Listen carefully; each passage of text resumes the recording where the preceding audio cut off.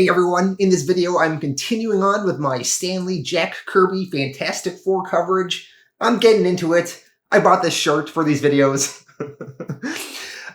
There's a lot of cool stuff in this particular volume. Let me give you a tease of what's in store. So we're going to be introduced to this very silly, stupid villain called the Impossible Man, who is ridiculous but kind of funny.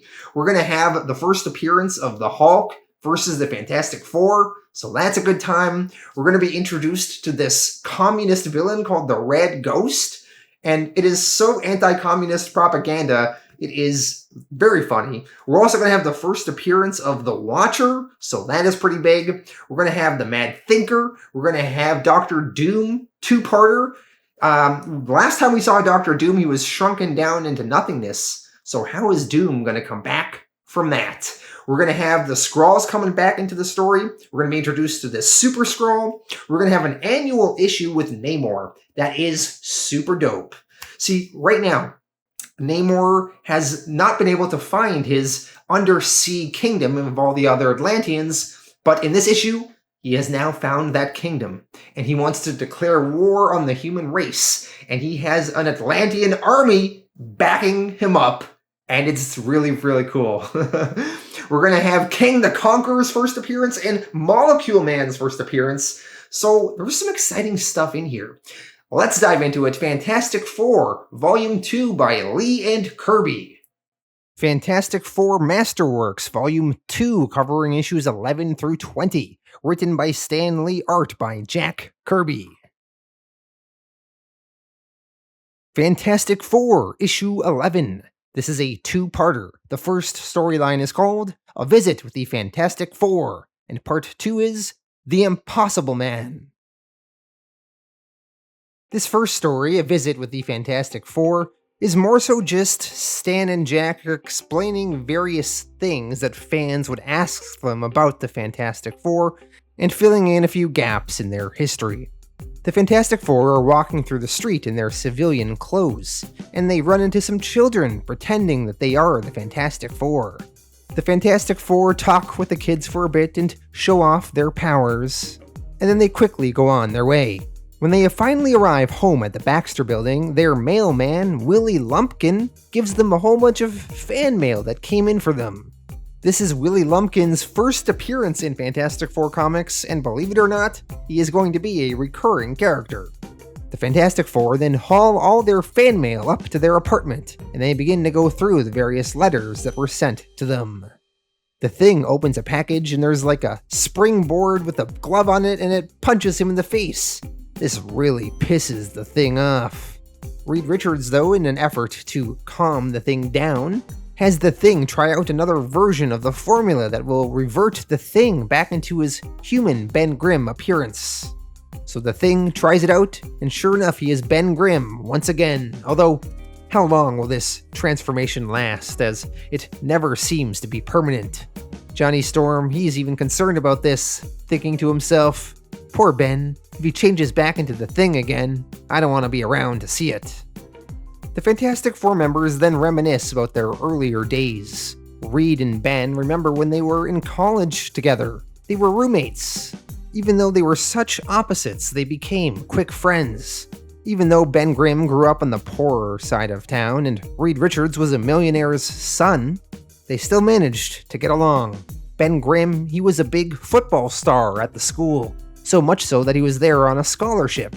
And Reed Richards, he was of course really into science and won all sorts of awards for his scientific achievements.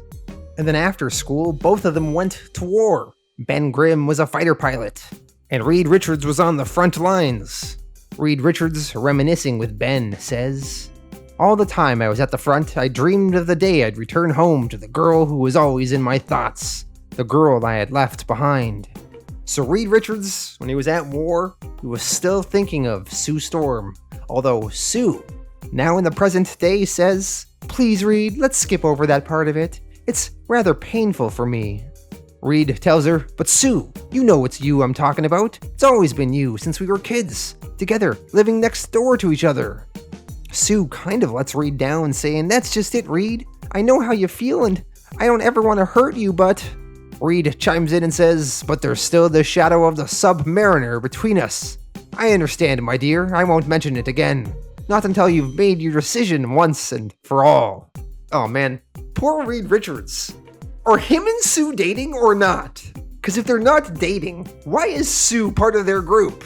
And if they are dating, it is totally not cool how into the Submariner Sue is. Like, it is getting ridiculous here. Like, I'm assuming Reed and Sue have been boyfriend-girlfriend for a few years at this point, and yet she's still so into Namor. I'm starting to feel really bad for Reed. Anyway, the Fantastic Four continue to reminisce, and they re-explain their origin and all the events of the last 10 issues.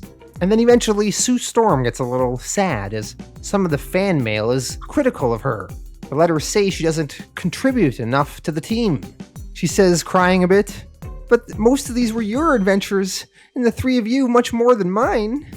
Reed and the Thing do tell Sue all the many ways she contributed on their various missions. Remember how Sue bravely leaped into the middle of her fight with the Skrulls a year ago? We'd probably never have defeated them without her. And the Thing, he adds, "And who was it that saved the three of us from Dr. Doom a few months ago, when he had us locked in an airless chamber? It was Sue, that's who. If you readers want to see women fighting all the time, then go see Lady Wrestlers." As Ben Grimm works himself into a fuss, he then transforms back into his Thing appearance.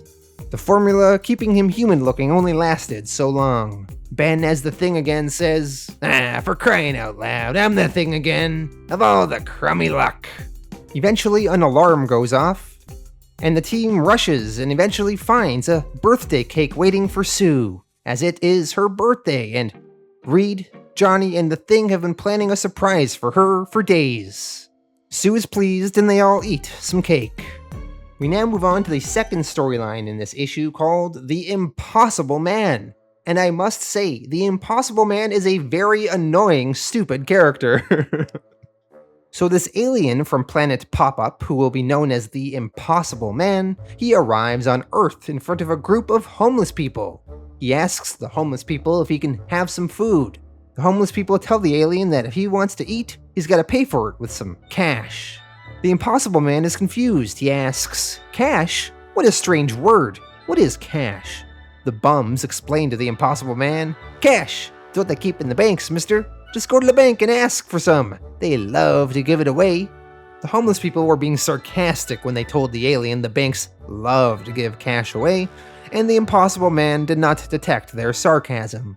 So the Impossible Man, that has a crazy collection of powers, he flies over to the bank, and he unwittingly robs the bank, taking all of their cash, not understanding Earth's customs. Some police officers then try to arrest him in the street and begin shooting at him, but they just bounce off the Impossible Man because, like I said earlier, he has some crazy, crazy powers, which I will get to in a bit. So the Fantastic Four are called in to stop the Impossible Man, and they find the Impossible Man in a restaurant, eating tons and tons of food. Reed Richards asks the Impossible Man, "Say fella, they tell us you took some money from the bank without a withdrawal slip." The Thing, he adds, "You wanna tell us who you are and where you came from? Or do you want me to wrap that melon around your scrawny neck?" The Impossible Man then explains his origin. The Impossible Man explains he comes from the planet called Pop-Up. It's a charming world, but the Impossible Man grew bored of it, so he decided to take a vacation to Earth. Planet Pop-Up is a very dangerous, violent planet. So the Impossible Man and his species managed to evolve their evolutionary process so swiftly that they can change themselves into anything in order to survive the menaces on their planets that constantly attack them. Evolutionary changes that would take thousands of years on Earth, the Impossible Man can do in a split second, just by thinking of it. The Impossible Man explains, "In fact, the way I reached your friendly planet was by becoming a self-powered spaceship himself." Reed Richards tries to explain to the Impossible Man about Earth's customs, such as the fact you can't just take money out of the bank that's not yours. The Impossible Man questions, "Really? Then why didn't they stop me?" The Thing, he's starting to grow angry with this alien, so he tries to start attacking him. When the thing tries to punch him, the Impossible Man turns all spiky and thorny, and it hurts the thing. When Johnny Storm tries to light him on fire, the Impossible Man evolves into a plastic bag filled with water, enough to douse Johnny's flame. Reed and Sue also try their hands at stopping the Impossible Man, but they quickly fail. The Fantastic Four soon realize there is no way they can defeat the Impossible Man with all of his powers. The Impossible Man, he's not really looking for a fight though. He says, "I came here for a nice vacation, hoping to make friends and have a pleasant time, but you've all behaved like perfect roughnecks." Sue Storm responds, "But you don't understand, you've been breaking our laws. You can't do whatever you want to on Earth, what's your name?" The alien answers, "Name? Pop-Upians don't have names. We know who we are, now good day." The Impossible Man continues enjoying himself, causing chaos with his powers in the streets of New York. He soon realizes, though, that the humans on Earth can't change the way he can. Therefore, that means he is the most powerful person on Earth. He says to himself, "This vacation of mine is going to be even more fun than I thought. I can do anything I want to." The Impossible Man then hijacks a vehicle. The Fantastic Four continue trying to fight him. Even the military gets involved and they attempt to shoot him. But nothing they do can stop the Impossible Man. He is so filled with glee, the Impossible Man says, "This is the best vacation I've ever had. There's some new activity going on every minute. I'm going to recommend Earth to the Pop-Up Tourist Bureau." Reed Richards, he picks up the Impossible Man and with his stretchy body, brings him up way into the substratosphere. But the Impossible Man just explodes himself into a zillion pieces and reforms himself with wings and glides back down to Earth. Johnny Storm, he then flies around in circles, trying to form a hypnotic pattern which may cause the Impossible Man to lose consciousness. It kind of works. The Impossible Man, he tumbles to Earth, but then he's just laughing hysterically. He says to the Fantastic Four, "This is the most fun I've ever had. I can do anything I want to, and I have all of you friendly humans to play with. Oh, I'm so glad I came to Earth. Whee! It's like one big party." The Thing, he is getting really pissed off.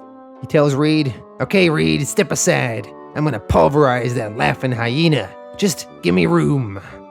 Reed Richards, though, he's developed a strategy for dealing with the Impossible Man.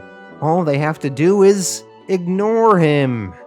So all the Fantastic Four members just ignore the Impossible Man and all of his zany antics. And believe me, he is being really annoying. Eventually, the Impossible Man does leave the Fantastic Four alone. There's still many other humans on Earth he can annoy, but Reed Richards gets word out to the human race that everyone just needs to ignore the Impossible Man and all the stupid shit he is doing. The Impossible Man goes on a set of a TV show and is totally ruining their shoot, but the camera operators, speaking to one another, say, "Just leave him alone. The word is out from upstairs. Ignore the Impossible Man. Let him do whatever he wants."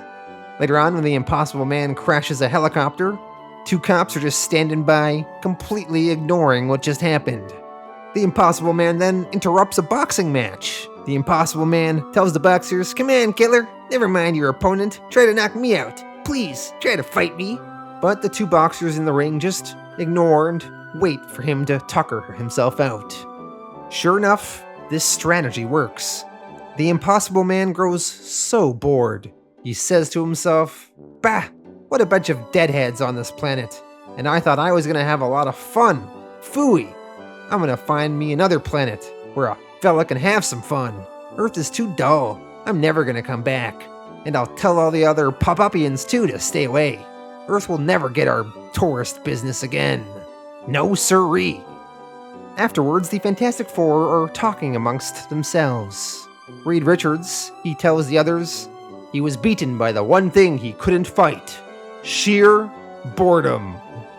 And that is the end of the Impossible Man. I looked it up. Apparently, the Impossible Man does come back 13 years later in Fantastic Four issue 175.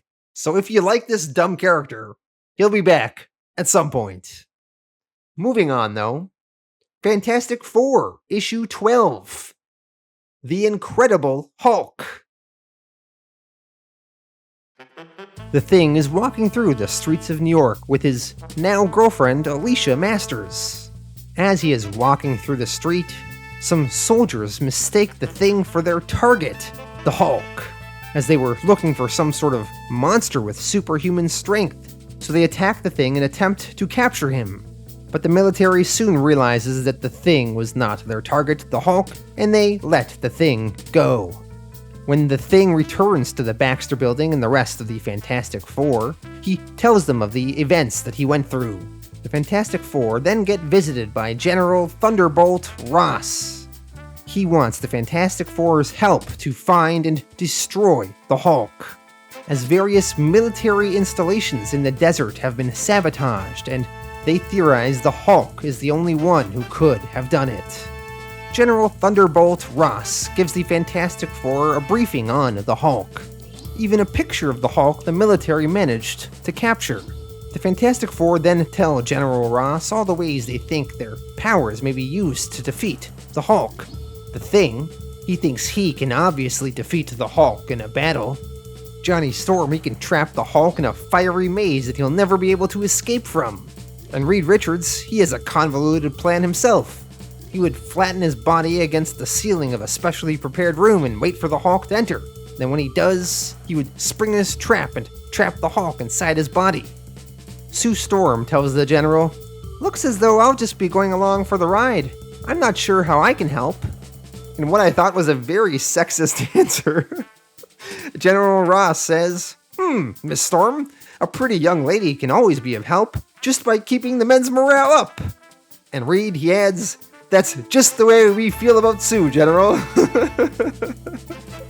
The Fantastic Four also show General Ross their new Fantasticar, which has a more unique design from their previous model, which even the Fantastic Four here admit looked stupid.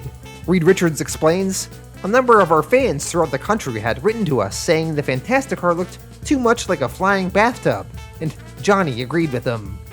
Anyway, the Fantastic Four and General Ross in the Fantasticar fly across the country to a military base, where they fear the Hulk may strike next. As they are flying there, General Ross points out another missile site that they believe the Hulk wrecked. Reed Richards questions, "How can you be sure that this work was of the Hulk?" Ross answers, "Look at all the tangled steel. No one else has the strength to do that." Eventually, they arrive at a military base. At that military base, General Ross introduces the Fantastic Four to a Dr. Bruce Banner, a civilian scientist, whom we all know secretly is actually the Incredible Hulk himself. Bruce Banner greets Reed Richards, and he also introduces his assistant, a Dr. Carl Court, as well as his young helper, a man named Rick Jones. Rick Jones is also secretly aware of Bruce Banner's alter ego as the Hulk. General Ross wants them all to come up with a plan to destroy the Hulk, but Bruce Banner, he defends the Hulk. He says, "General, I still maintain that the Hulk is not our man. All our missile apparatuses were destroyed from the inside out. I'm convinced a rampaging creature like the Hulk would have torn the devices from the outside in." General Ross just dismisses Bruce Banner, though. After the meeting ends, Dr. Carl Court, he leaves, and as he leaves, he accidentally drops his wallet behind. And eventually, Johnny Storm, he finds the wallet. Johnny then gives the wallet to Rick Jones and tells him to return it to his colleague. So Rick Jones heads off with Dr. Carl Court's wallet. And as he is bringing the wallet to bring it back to Carl, Rick, he notices something. He says aloud to himself, "Say, what's this card sticking out of Court's wallet? It looks like..." It is! It's a membership card to a submersive communist front organization! That means Carl Court must be a Red! I've gotta tell the Hulk! He'll know what to do next! Yo everyone, this is an important lesson. If you're gonna be an underground communist spy, best not carry your communist membership card in your frickin' wallet. Anyway, Carl Court overheard Rick talking to himself, and he points a gun on him, saying, "You're not telling anyone, you little snoop. So, you're in league with the Hulk, are you? Well, now I'll be able to destroy him, as well as Banner's Project 34. And Rick, he realizes that Carl is secretly this wrecker guy they were looking for. Because Rick knows it was not the Hulk that was causing the destruction of these missile sites, it was Carl the whole time. Eventually, Bruce Banner gets a secret note from Carl Court, going under the alias, the Wrecker. Carl tells Bruce, "To the Hulk, Rick Jones is my prisoner. Unless you drive the Fantastic Four from this area, you will never see him again." Bruce Banner contemplates what he should do. He doesn't want to tell the Fantastic Four his secret identity, and he doesn't want to risk his young friend Rick Jones being killed, so he will instead obey Carl's ultimatum and drive off the Fantastic Four as the Hulk. So Bruce, he transforms into the Hulk, and then he begins searching some underground tunnels where he believes the Fantastic Four may be now. And the Fantastic Four, they are indeed under those tunnels, as they were under there looking for the Hulk, or whomever was responsible for causing the destruction recently. And eventually, the Hulk and the Fantastic Four run into each other, thus beginning an epic battle. So first, the Hulk and the Thing square off. The Hulk punches the Thing, and the Thing gets thrown back. Human Torch tries to burn the Hulk, but the Hulk just scoops up a small mountain of sand and earth and tosses it at the Torch, putting out his flame. The Hulk then returns to the surface. Reed Richards attempts to wrap his stretchy body around the Hulk, but the Hulk manages to get out of this. Johnny Storm, he returns for a second round, but the Hulk claps his hand, causing a supersonic boom shockwave, and Johnny gets pushed back. The Thing, he returns for round 2, and he punches the Hulk. The Hulk gets jostled back for a bit, but then he quickly returns and grapples the Thing. And as they are grappling, all of a sudden, an atom-powered ray shoots out from the tunnel below the Earth, and it hits the Hulk right in his head, and it causes the Hulk to be temporarily passed out. The Thing is a little confused by it. He says, what happened? I didn't even land my last punch. I must be better than I thought I was." Sue Storm tells the Thing, "Ben, it was some sort of ray from under the ground. I saw it strike the Hulk." The Thing, angry, says, "What? You mean someone's trying to cheat me out of my victory? Out of the way. I'll take care of him, no matter who he is."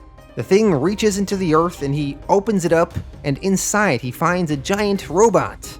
The Thing then realizes that Bruce Banner was right when he said earlier that it wasn't the Hulk that was causing all of this damage. It must have been this giant robotic machine. The Thing, he quickly destroys this robot, and then he goes through the tunnel and smashes his way through an iron door. And there he eventually finds Carl Court. Carl has a ray gun in his hands, and he has Rick Jones tied up in the room as well. Carl, he threatens to shoot the Thing with his ray gun, but Sue Storm, who's invisible, knocks it out of his hands. While the Fantastic Four are dealing with Carl, the Hulk retreats and transforms back into his Bruce Banner form. The Fantastic Four, they then arrest Carl Court and bring him back to General Thunderbolt Ross, as Carl was the true culprit he was looking for the whole time. Bruce Banner and the General then congratulate the Fantastic Four on a job well done. Eventually, the Fantastic Four travel in their Fantastic Car back home to New York, and as they fly away, the Hulk watches them from a distance. Fantastic Four issue 13, The Red Ghost and His Indescribable Super Apes. The Red Ghost is honestly kind of a mid-tier villain, but this issue has the first appearance of the Watcher, who is kind of a big deal. In the Fantastic Four headquarters, Reed Richards is working on a new source of rocket fuel, and the source of that rocket fuel is a meteorite that crashed to Earth. Reed believes that with this rocket fuel, the USA can finally land on the moon. By the way, important context, this comic was written in the year 1963, and America would not land on the moon in real life until 1969.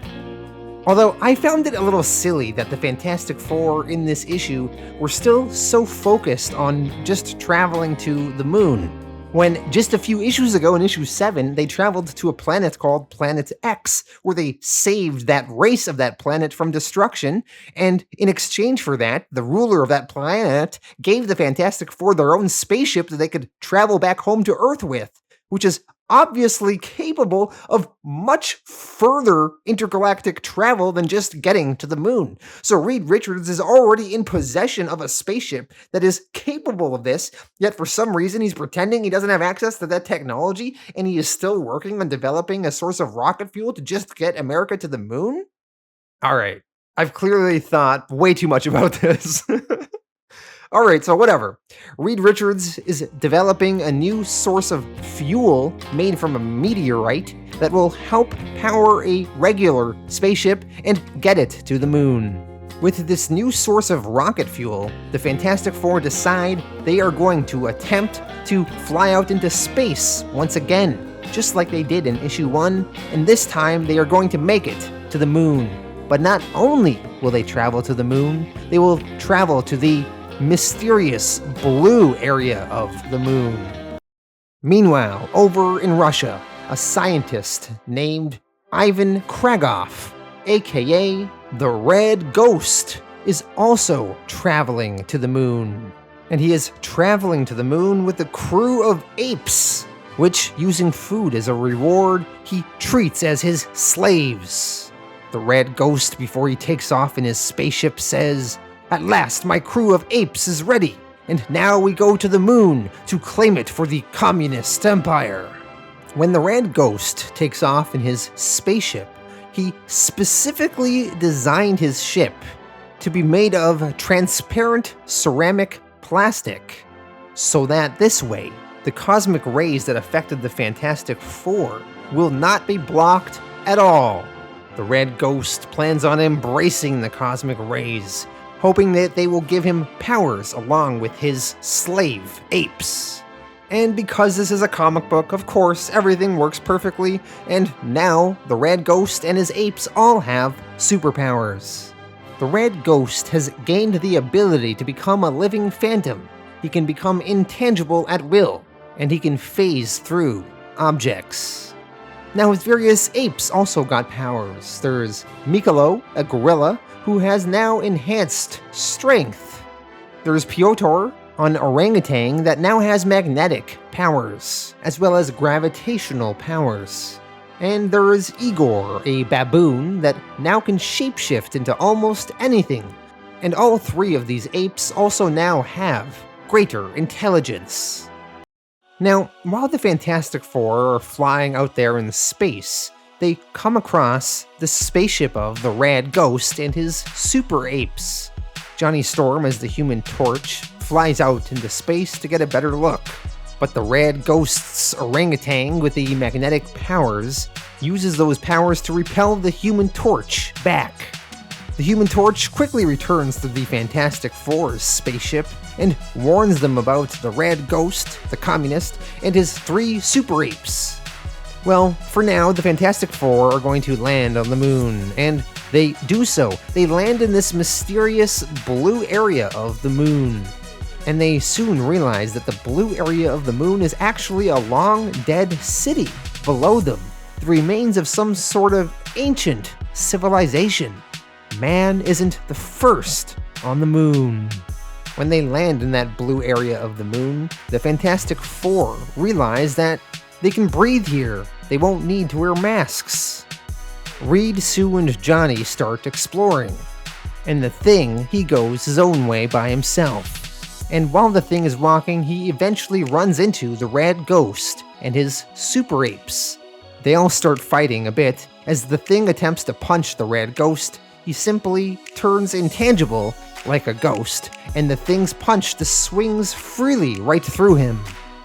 Their fighting gets interrupted, though, as a being appears before them. This being is known as Uatu, the Watcher. The Watcher is an important character in Marvel Comics.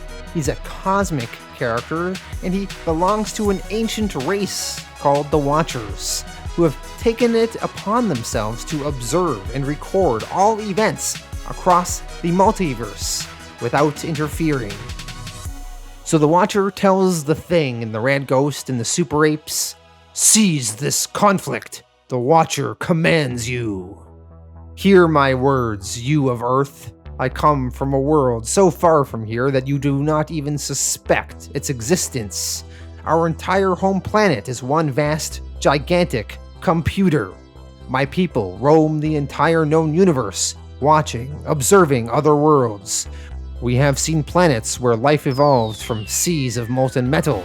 We have witnessed the death of worlds which were older than your entire galaxy. And worst of all, we have seen once noble races turn savage and warlike with the passing of time, a fate which your own foolish breed seems headed for. But during all the ages, we have done nothing but watch. Never have we interfered. Never have we made our presence known. But now I have broken the silence of centuries in order to save your people from savagery."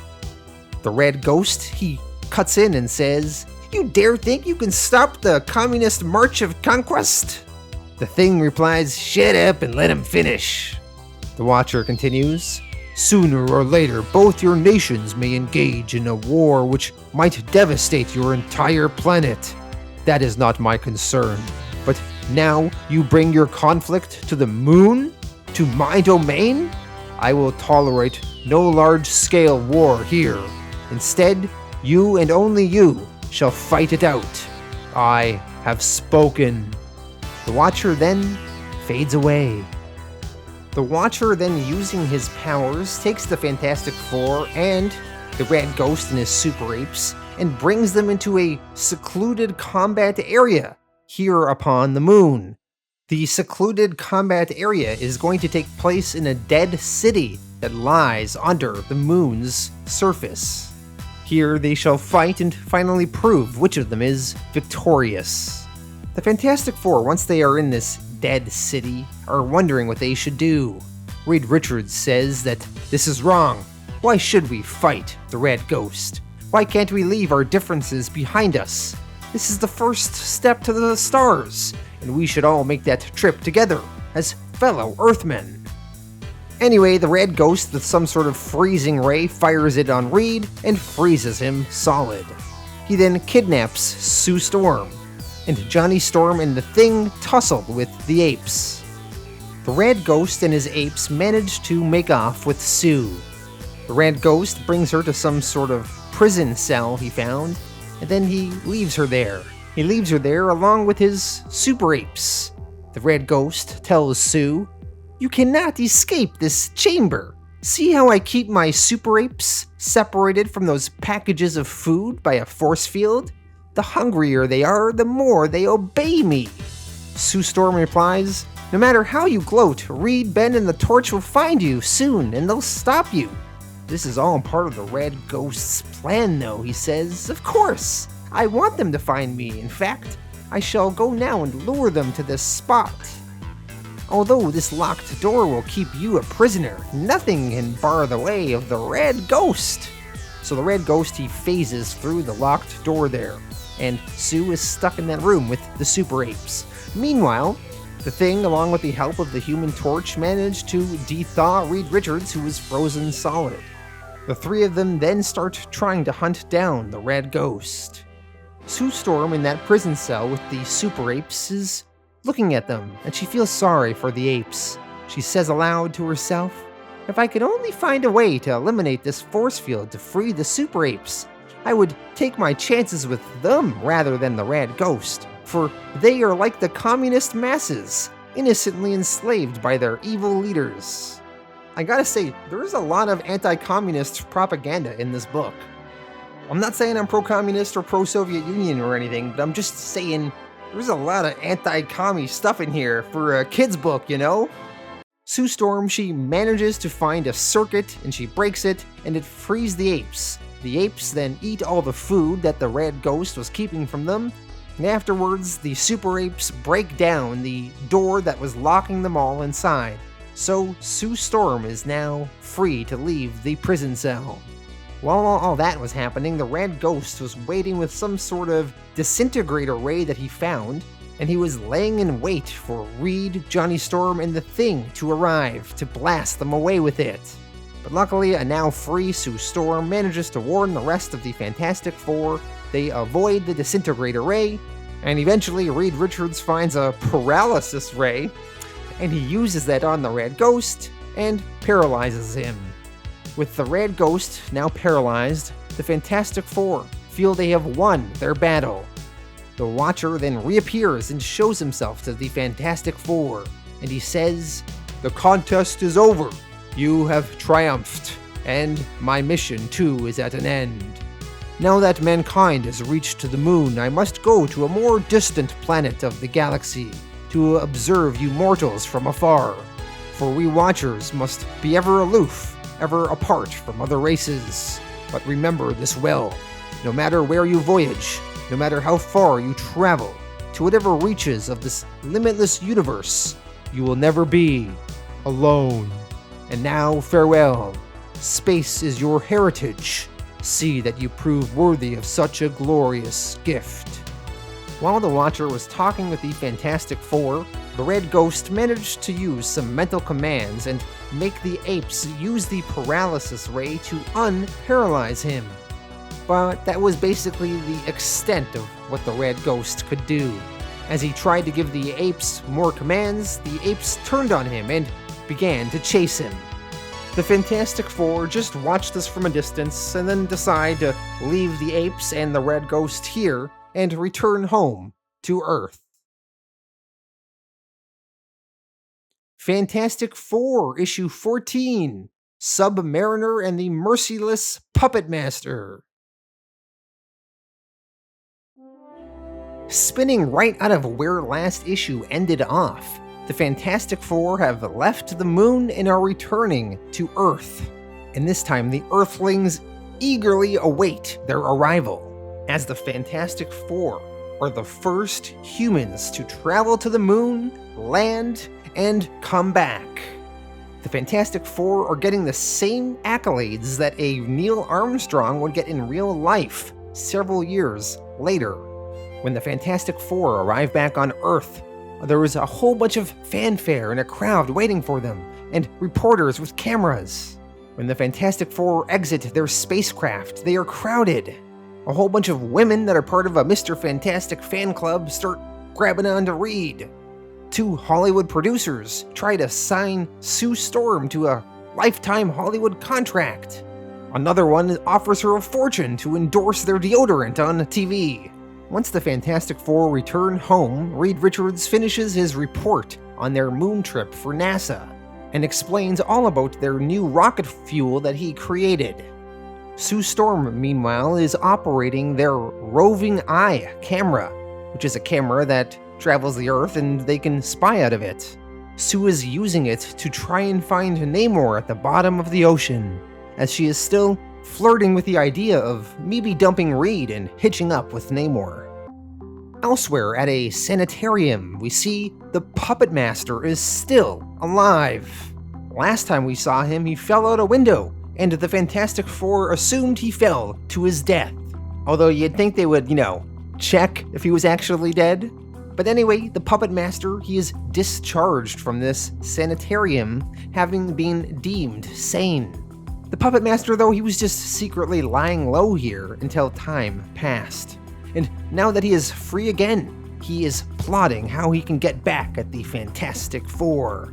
Oh, what puppet should he craft in his radioactive clay to control again, to strike at the FF?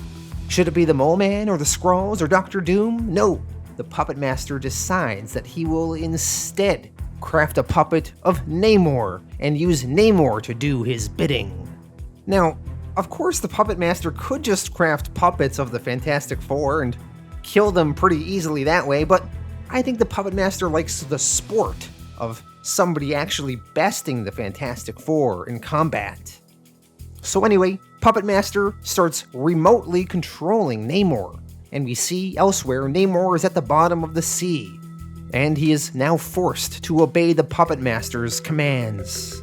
Namor, now being controlled by the Puppet Master, walks over to a wondrous fish he has called a mento fish, which can sense human thoughts and transmit them to any point on Earth through mental electro waves. You guys have never heard of that fish? Anyway, through this Mento fish, Namor sends a message to Sue Storm to meet him. Sue Storm, mentally receiving Namor's message, eagerly slips away from the Fantastic Four and arrives at a pier to meet him. And then when Sue arrives at the pier, Namor, using something called now a hypnofish, which is like a hovering fish with a giant hypnotic eye that obeys Namor, and it hypnotizes Sue and places Sue in some sort of giant air bubble. And now, once again, for the 100th time, Sue Storm has been kidnapped, and the male Fantastic Four members are going to have to save her. Namor brings Sue into the sea. Namor, now at the bottom of the sea, is somehow able to project a mental image of himself to the Fantastic Four headquarters. Since when did Namor have this power? I do not know, but apparently Reed Richards was aware because he tells Ben, "Easy, Ben. There's more to this than meets the eye. That isn't the Submariner at all. It's just a mental projection of him. Remember? That's one of his powers, through the use of an undersea image transmitter." It's one of his powers, what? Since when? Anyway, Namor tells Reed and the Thing that he has Sue Storm as his prisoner, and he challenges them to a fight in the sea. We see under the sea, the Puppet Master is in a little submarine, and he is waiting to watch the fight between the Fantastic Four and Namor. Reed and Johnny quickly prepare to go and save Sue, and the Thing, he decides to visit his girlfriend Alicia Masters first. Alicia, she's worried about the Thing, and what she would do without him if he were to ever get hurt. So the Thing agrees that, you know what? She can come with him. Whatever happens, at least they'll be together. I gotta point out how dumb this plot point is, because why would the Thing bring his blind girlfriend with him on a dangerous mission when he's never brought her on a mission with him before? Of course, for plot reasons, she's coming along because her stepdad, the Puppet Master, is involved in this issue, but nobody knows that yet. Later on, the Thing, Alicia, Reed, and Johnny, they get their own submarine and they start traveling in the sea to confront Namor.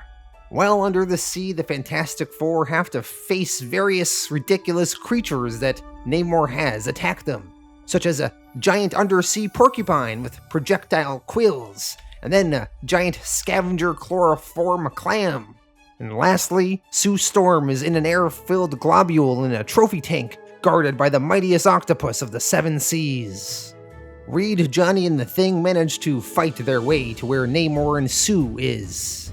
Johnny attempts to flame on and burn Namor, but Namor has something called a ravenous, unthinking flame eater that is somehow able to absorb Johnny's flame power and make his flame go out.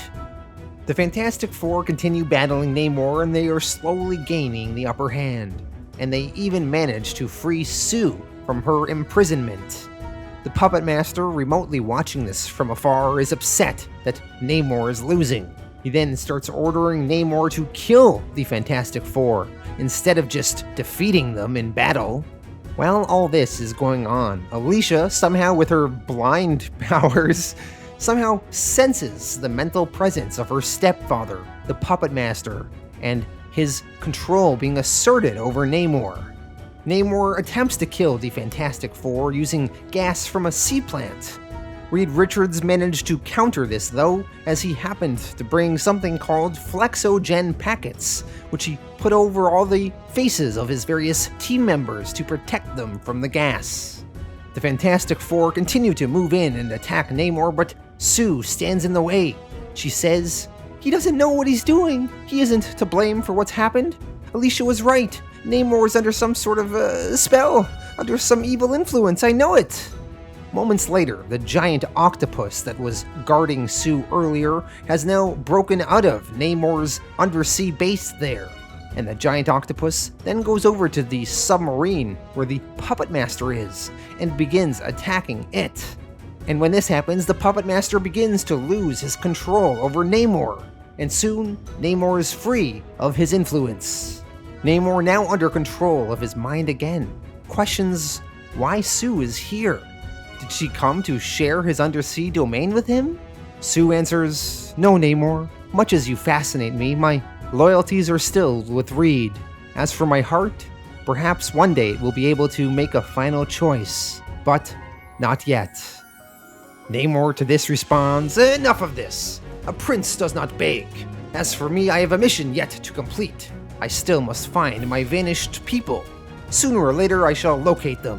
I shall find the lost race of the Submariners, and then we shall see to whom this planet rightfully belongs. Do you hear me? We shall see. But for now, return to the surface. You have no further business here." The Fantastic Four then leave Namor's domain and return home.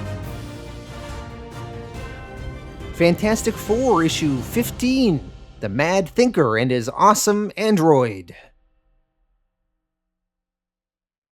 Reed Richards calls a meeting of the Fantastic Four, and he explains that the chief of police phoned him and told him that the top mobsters and gang leaders from all over the country are flocking to New York City.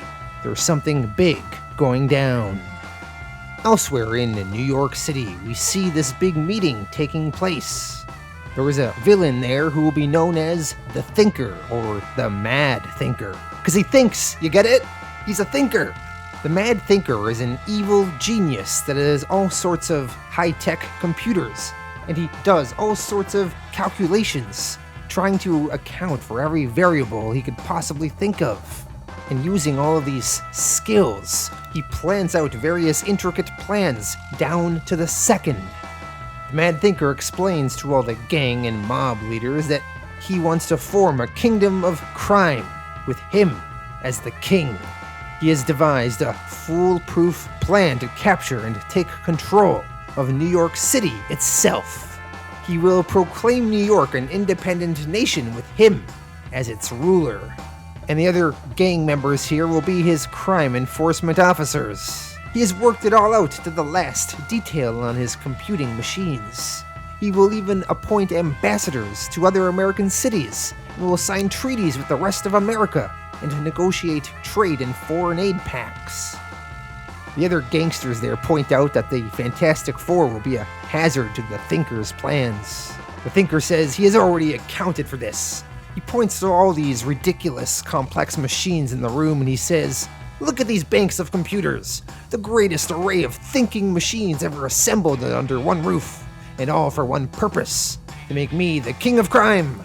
My machines and I have already devised a foolproof plan, not only to rid us of the Fantastic Four, but also to take over their headquarters with all its priceless secrets.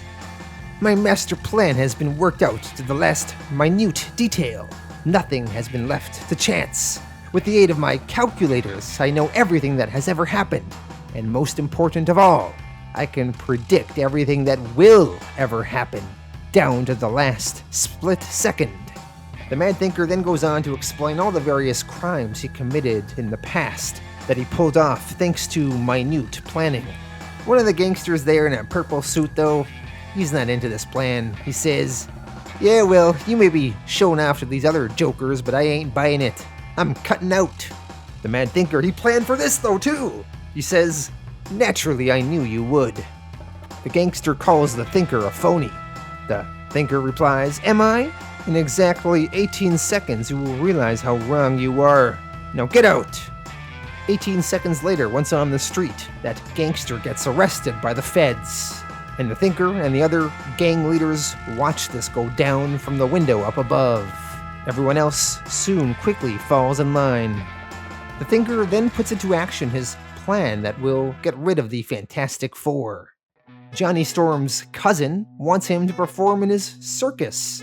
General Electric is interested in hiring Reed Richards to consult on their company. The Thing is asked if he would like to take part in a wrestling competition with the Yancey Street Gang, who the Thing doesn't like because they're always making fun of him.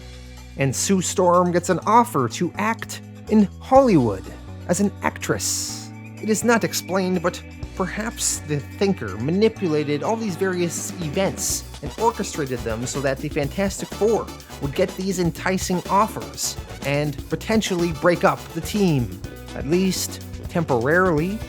And that is exactly what happens. The various Fantastic Four members, when they are back at headquarters, all discuss the various options that were put out to them recently. And they all decide, you know what? Maybe they should all take a little vacation for a while so they can pursue these different things.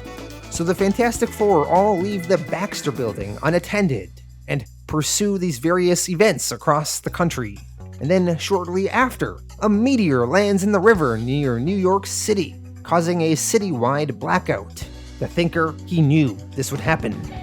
The Thinker and his allies then break into the Baxter Building while the defense mechanisms are off thanks to the power outage. And in the Baxter Building, the Thinker finds Reed Richards' notes on various scientific things he was investigating. One of the things Reed Richards was working on was manipulating DNA so that he can create a new form of life. The Thinker wants to take this science and build something to serve him. Shortly after, as the Fantastic Four have been broken up for a few days now, they all grow bored in their new roles away from each other. Johnny Storm initially liked performing in the circus, but it was the same routine every day, and the applause started to feel kind of empty. Sue Storm, she liked acting, but once again it was repetitive. Reed Richards initially liked that this electronics company was funding his science research, but they sometimes disagreed with his methods, and Reed decided he liked working on his own, where no one would interfere in the way he liked to do things.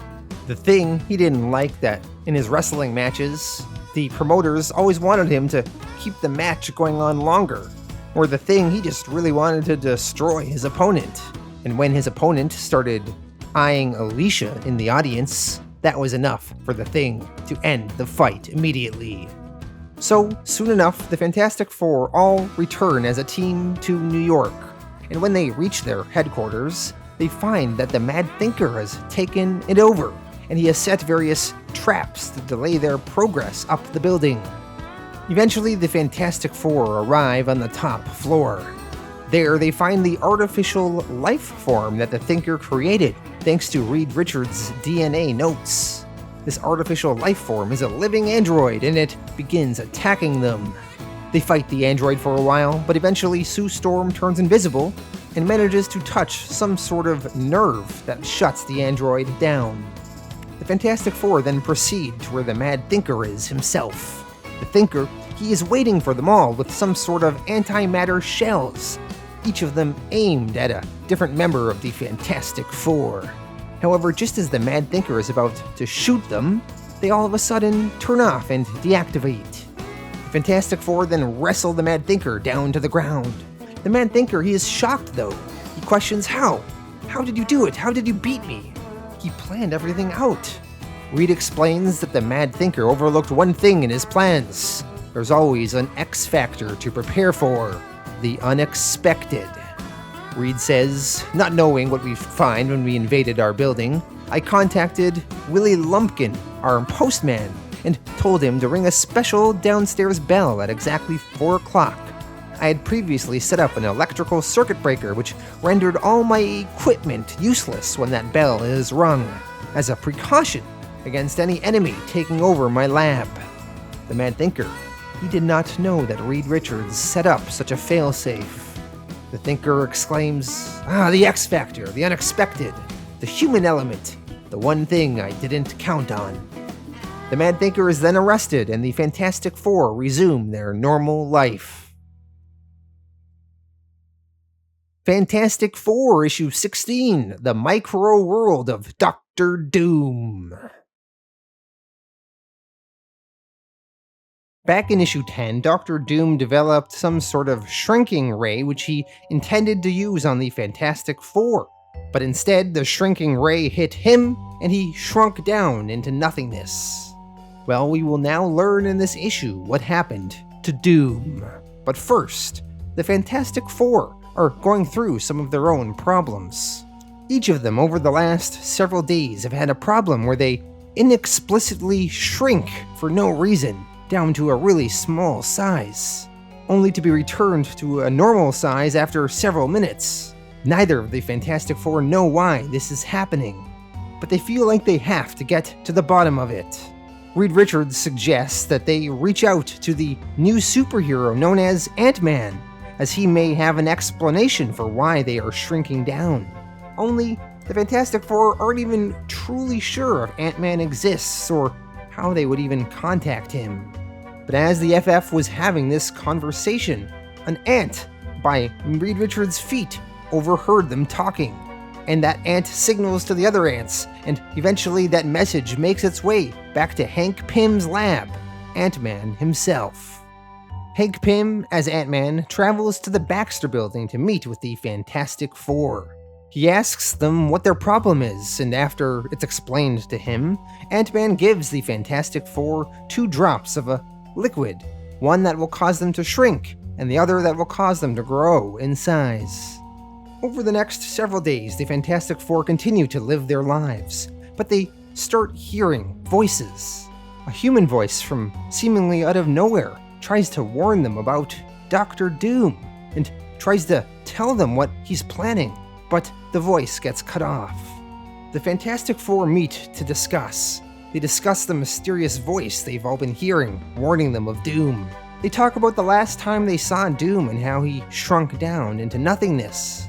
They decide they too must shrink down and investigate Doom. Maybe he is still alive.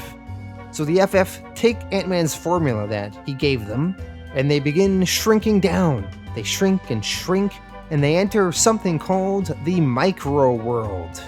And in this Micro World, they are on the floor, standing before Doom, sitting on a throne, and Doom has many soldiers pointing weapons at the Fantastic Four. Doom tells them, "Your arrival here is not unexpected. I've been waiting for you to show up." The Fantastic Four prepare to fight Doom, but Doom has the ability to shrink them down even more, and he does so, making the Fantastic Four useless in a fight. Doom then gloats to the Fantastic Four and wants to tell them the story of how he came to be here and how he became the ruler of this micro world.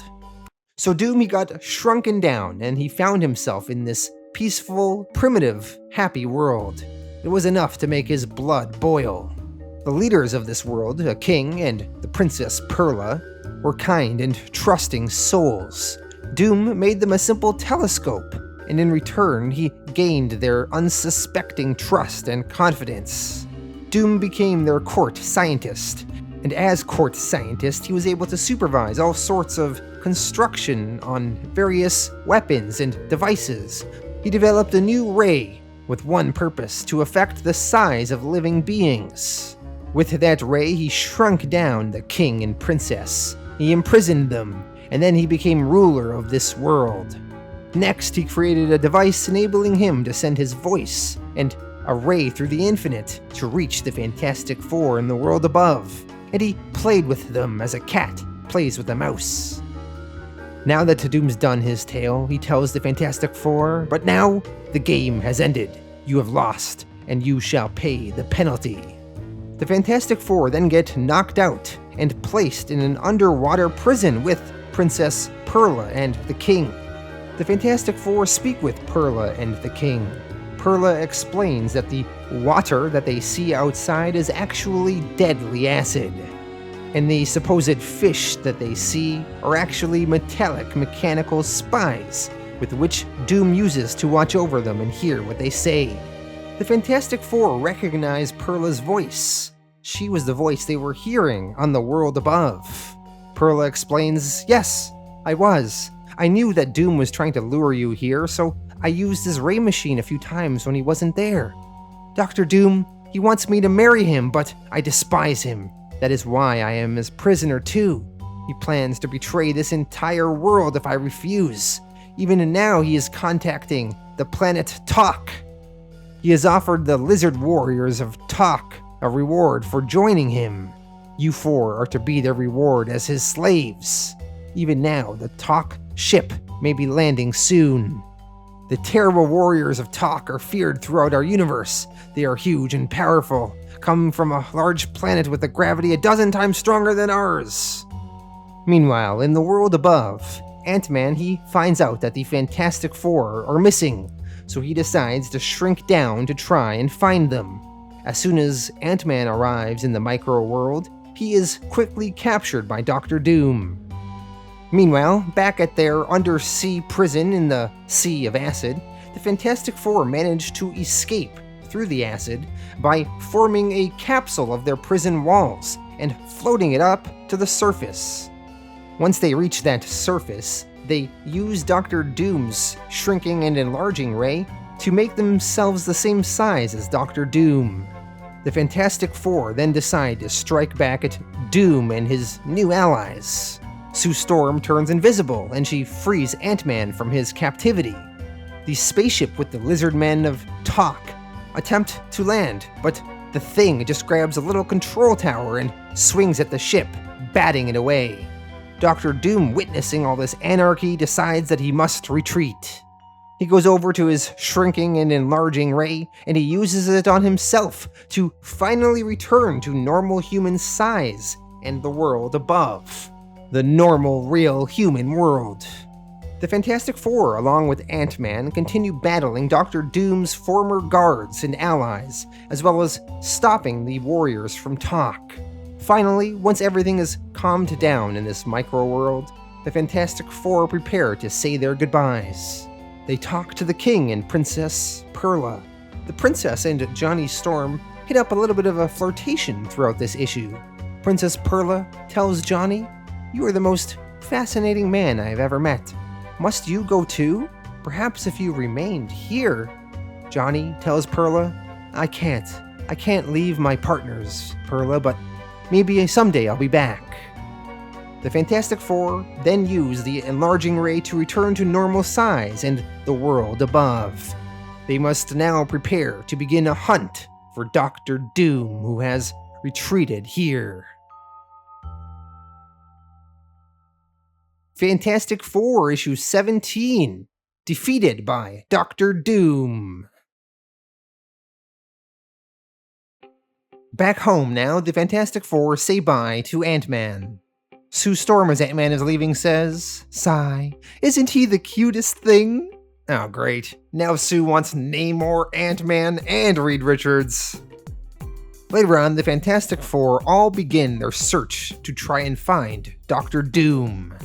They all fail to find him though, although I thought the Thing's attempt to find Dr. Doom was the funniest, as he finds a guy dressed as a knight promoting some sort of theater show. But nope, sorry Thing, that is in fact not Doom. Later on, one night, as the Fantastic Four are about to leave the Baxter building, they find a massive crowd of their fans in the lobby. Not wanting to go through this packed crowd, they wonder if they can find an alternate route. And that is when a friendly janitor in the Baxter building ushers them over. He offers to take them through a back elevator which will let them exit the building, avoiding the crowd. As the Fantastic Four are leaving, the janitor asks if he can shake all their hands. It's not so often he gets to be in the room with celebrities. The Fantastic Four, of course, oblige. Once the FF leave, though, it is later on revealed that that janitor was secretly Dr. Doom in disguise. I do want to point out, though, in my opinion, I really don't think Doom would stoop to being a janitor in the Baxter building dressed as this old man. It just seems like bad writing to me. But whatever, that's what he did. Apparently, when Dr. Doom was secretly that janitor and he shook all of their hands, he placed some sort of small, transparent disc on the hands of each member of the Fantastic Four. Doom, he then releases some lighter-than-air robots that are attuned to each of these special discs, and he has them all follow members of the Fantastic Four. The robots all follow members of the Fantastic Four. The Fantastic Four try to fight them off. Eventually, they return to their headquarters, and Reed Richards manages to figure out what the deal with them is. And he finds the transparent discs that were slipped onto them by Doom. The Fantastic Four remove the discs, and the robots just go away. Dr. Doom, who is monitoring them from afar, is fine that this part of his plan failed. In fact, apparently this was part of his plan all along.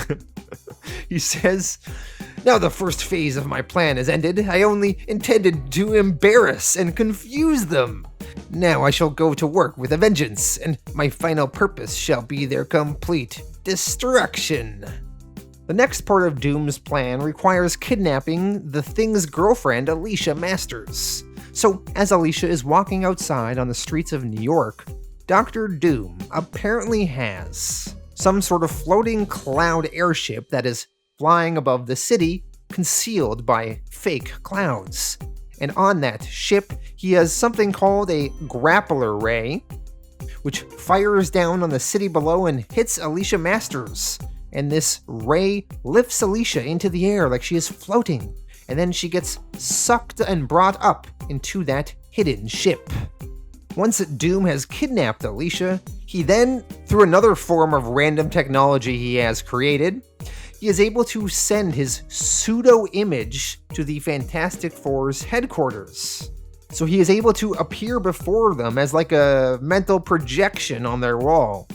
He tells them he has kidnapped Alicia, and he also wants to gloat about other ways he is superior and is besting them.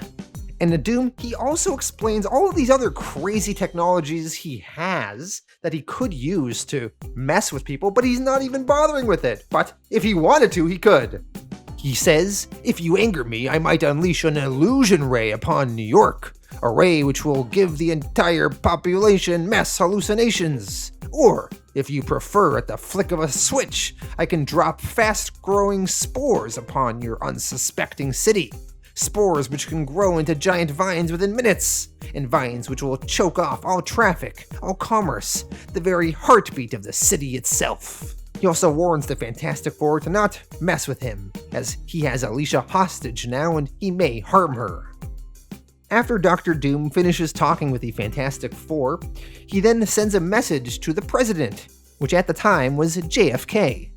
Dr. Doom's demand he makes to the President is actually pretty modest.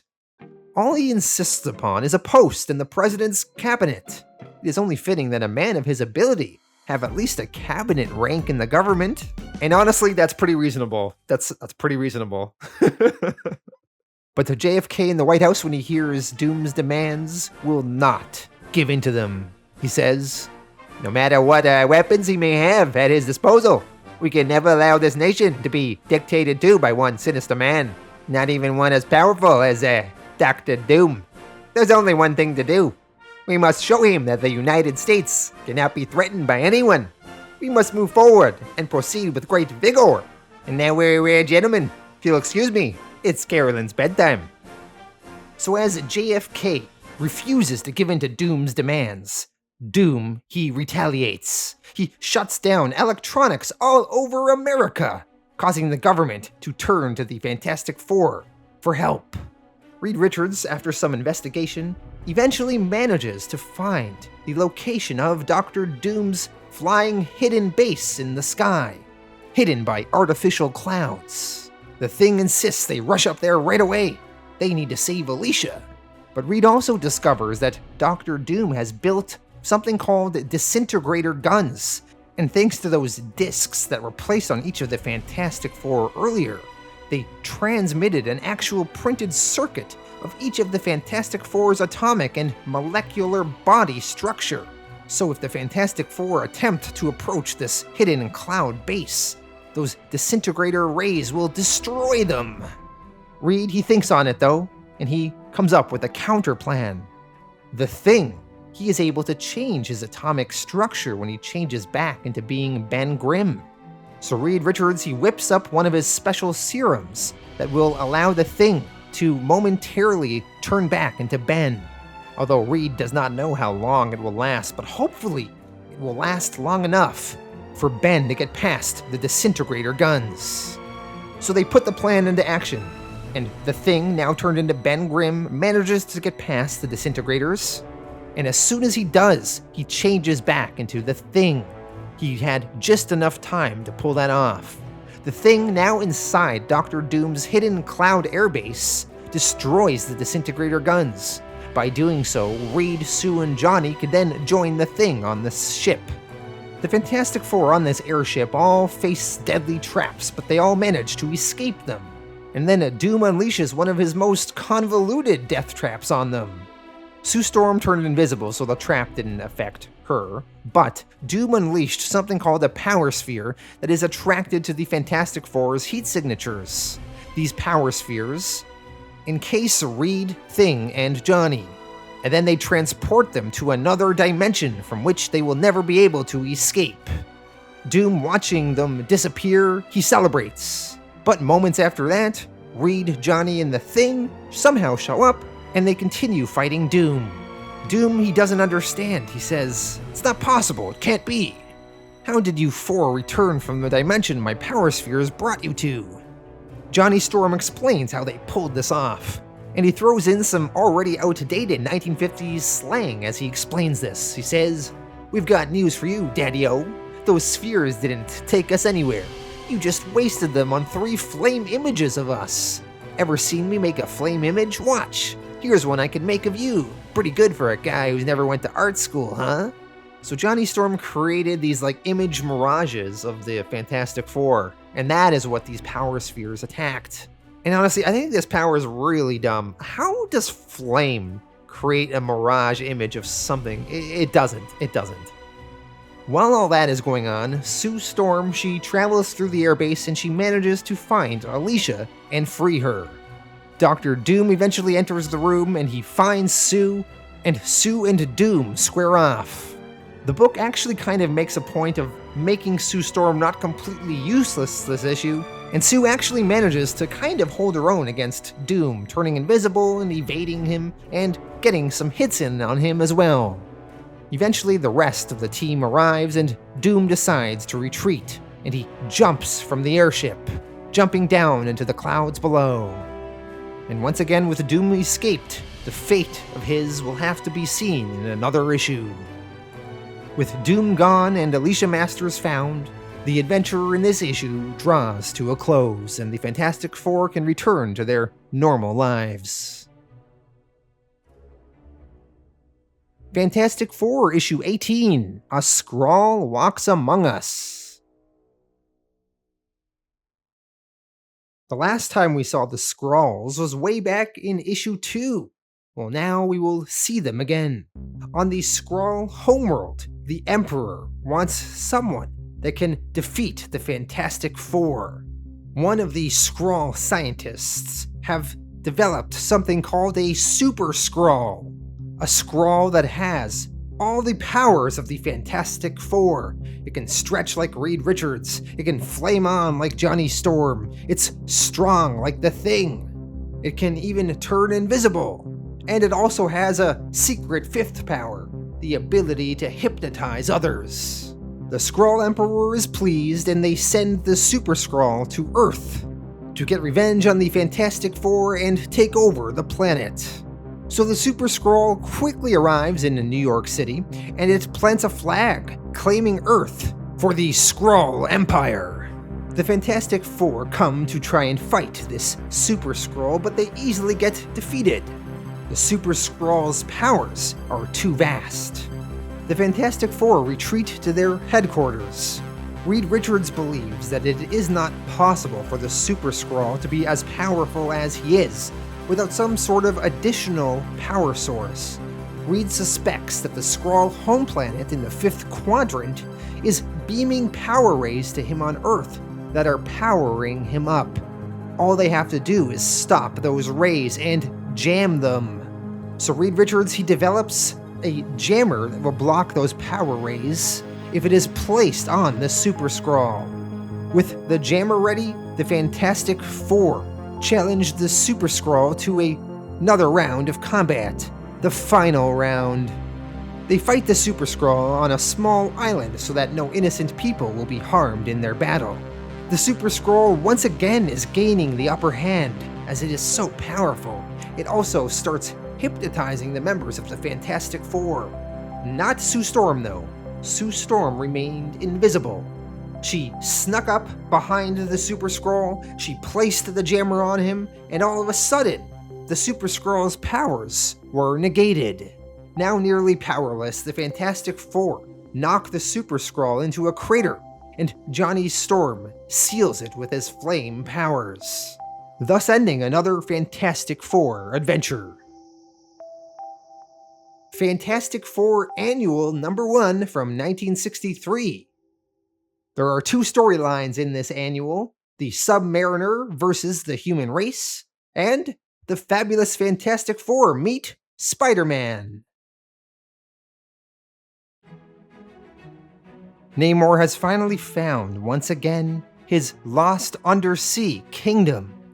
And his kingdom has embraced Namor, acclaiming him Namor the First, Prince of Atlantis, Emperor of the Deep, Lord of the Seven Seas, and Supreme Commander of the Undersea Legions. We see the various people in Namor's undersea kingdom hailing him and bowing before him.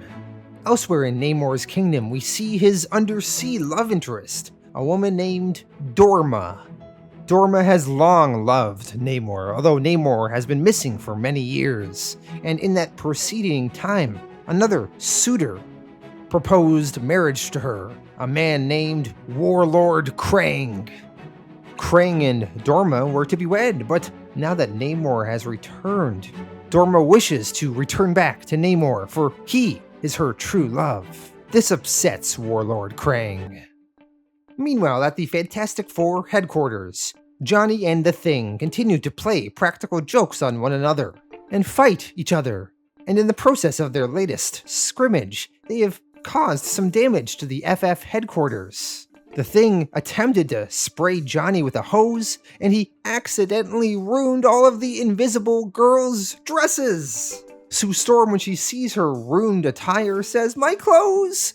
My expensive Dior and Saks Fifth Avenue dresses ruined! Look at them!" Sue is sad. Reed says he'll make it up to her, but Sue says, "You can't, Reed. They were all original exclusive creations. Men, you're all beasts." Sue eventually composes herself. Johnny and the Thing do apologize. Reed Richards thinks it would be good for them to all take a break. He proposes mixing business with pleasure by having the Fantastic Four take a cruise out to the Atlantic Ocean. And while they're there, they can investigate some sea monster sightings. So the FF all go on a cruise, and Alicia Masters tags along as well. Later on, we see the Fantastic Four on their cruise ship. Thing and Alicia are hanging out, as are Reed and Sue. And Johnny, he searches the cruise ship, trying to see if there's any ladies he can hook up with. And when Johnny does see a beautiful woman, he comments to himself, "Well, looky here, with all that talent aboard, who needs Reed and Sue?" I thought Johnny referring to a beautiful woman as a talent. It was kind of funny. Sure enough though, Johnny soon spots a sea monster, and the Fantastic Four have to leave to go investigate. And when they investigate that sea monster, they are soon captured by Namor and brought to the bottom of the sea in a protective chamber. Namor addresses the Fantastic Four, and he actually has some Atlanteans as backup behind him. Namor, he quickly sidles up to Sue and tells her, "You, my dear, need fear nothing. You are and always shall be under my royal protection." Sue tells Namor, "No, Namor, I do not accept that favor. So long as the Fantastic Four have a common enemy, I stand with them, and if need be, I fall with them." Namor, he goes back to addressing the entirety of the Fantastic Four. He tells them that he wants them to give a message to the United Nations. He says, "You must tell them that I, Prince Namor, proclaim the seven seas and the skies above them as my imperial domain. From this day forward, no surface man's ship or aircraft may trespass on my kingdom. Now you will be placed in a transparent water rocket and returned to America to deliver my ultimatum. The audience is ended." So through this convoluted water rocket, the Fantastic Four are launched quickly back over to New York City. And there, Reed Richards organizes a meeting with the United Nations, and he addresses them. Reed tells the UN Namor's demands, and if they do not meet them, Namor has the entire armies of Atlantis behind him, and he may use them. The representative of the Soviet Union responds, "Yeah, this is a pack of capitalist lies. No matter what the democracies say, I vote niet, niet, niet." The UN then brings an expert on Atlantis to speak before them. The expert then gives the history of Atlantis and Namor himself. The expert holds a rare fossilized skull, of a race of creature known as Homo mermanus, or the man of the sea. The expert explains that at the dawn of time, many forms of life evolved from the sea, and some of them later returned, such as the whale. And there was another form of mammal which later returned to the sea, Homo mermanus. They evolved into an intelligent, water-breathing race, rivaling the development of our own early cavemen. Centuries passed, and much like the human race, the underwater race of the Atlanteans continued to evolve too, creating greater technologies, making allies with marine life, and domesticating and training them, forming their own arts and sciences, and also developing weapons of war. Finally, in the late 1920s, man made his first recorded contact with Homo mermanus. A captain of a ship in the South Pole named Leonard Mackenzie was on duty. They were destroying icebergs so as to protect other ships from sailing into them, but the destruction and explosion of the icebergs caused various damage in the undersea cities of Atlantis. And the Atlanteans, puzzled by the severity of their blast, had the king send his daughter, Princess Fen, to the surface world to scout. So Princess Fen, she swam up to the surface. An Atlantean is able to breathe out of the water for periods of up to 5 hours. The princess climbed aboard the ship, and there she spoke with those on the ship, including Leonard Mackenzie. At first, the princess did not understand English, but after several trips, she eventually picked up the language. And over time, Princess Fen fell in love with the captain, Leonard Mackenzie. The two of them got married, and they had a child, and that child would be Namor, the Submariner. On one of the princess's visits to the surface, she was gone for several weeks, so the king of Atlantis grew concerned, and he dispatched a war party, and in the ensuing battle, Captain Mackenzie was slain, and Princess Fen mercifully fainted into unconsciousness. Despite their tragic marriage, Namor was born from it, a new breed of undersea man, able to breathe both air and water. Namor would be the first mutant of their time, noble, powerful, dedicated, the only true human amphibian on Earth. The expert on Atlantis finishes briefing the UN. Reed Richards, he then says to the UN, "For months I have warned the world of Namor's power, of the threat he posed to mankind, but my words fell upon deaf ears. Now we are faced with that threat, and we must be strong. We must be resolute. We must fight him until he can threaten us no more." And then in a ridiculous turn of events, that expert on Atlantis was actually Namor in disguise, which I thought was kinda stupid, but anyway. So Namor, he rips off his disguise, and when he hears that Reed wants to fight, he grows angry. He says, so that's your answer. The surface world has had its warning. Now the time for words is past. I, Prince Namor, declare war upon the human race." Namor, he leaves the UN building, and then, momentarily, his Atlantean flagship rises out of the sea.